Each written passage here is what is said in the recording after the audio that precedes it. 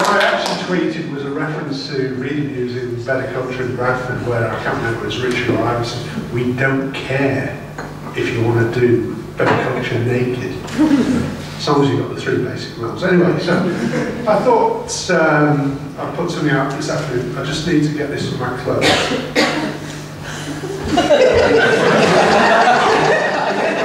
Everyone wants to look away now.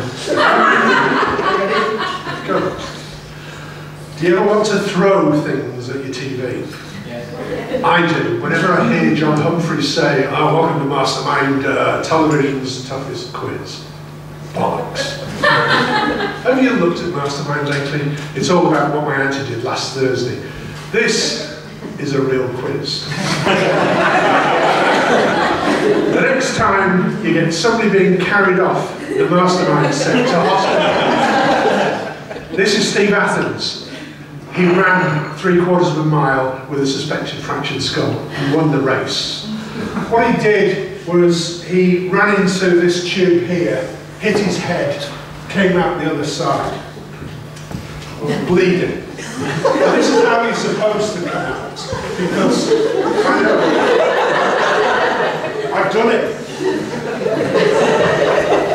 It came off a lot easier at rehearsal. That's me on the desk slide, which apparently is being used by Challenge TV as a trailer. I don't know why they don't want people to watch reruns of the Kypton Factor. And yes, that is a bog. That's me looking pretty laid back. I just run 3/4 of a mile under race conditions, handicapped by a pair of army boots, racing against 2 women who beat me. One was an Olympic skier, and the other one was 6 weeks pregnant. Back in the studio, though, I could relax, I could put my feet up, I could wear a suit, collar, tie, as was my want in those days. This was 30 years ago. 1982. For those of you who were born then, the Kypton Factor started off on the studio round with a thing called mental agility, which is a bit like the Better Culture random slide challenge with wheels on. You get about 5 seconds to answer serious questions. And then the toy. Sorry, this is the Kypton Factor intelligence test. And this was our worst fear. It's a blind one because you can't see what you're doing. You can't see what you're trying to make. It's a shape and you've got your hands in the box.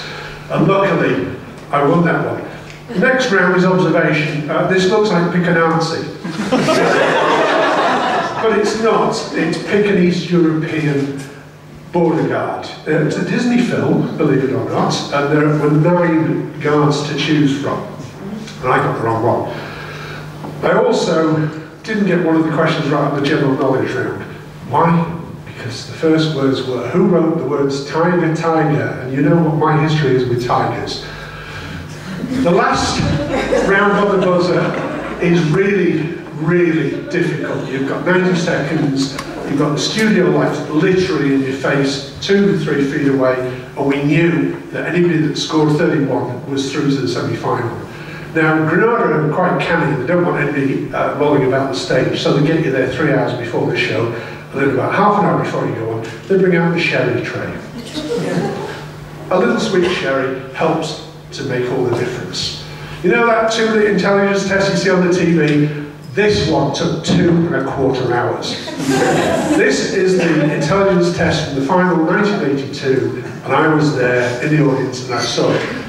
They didn't put it out on the show where the winner actually kicked the pieces around the studio for 5 minutes. My hero, Charlie Riley, ginger, Scottish tax collector. But he's the reason why I've got a tracksuit, because the production crew run a book on the assault course races, and they were so deeply into Charlie, he said, "Oh, I'll just give everybody the tracksuits and I'll write it off."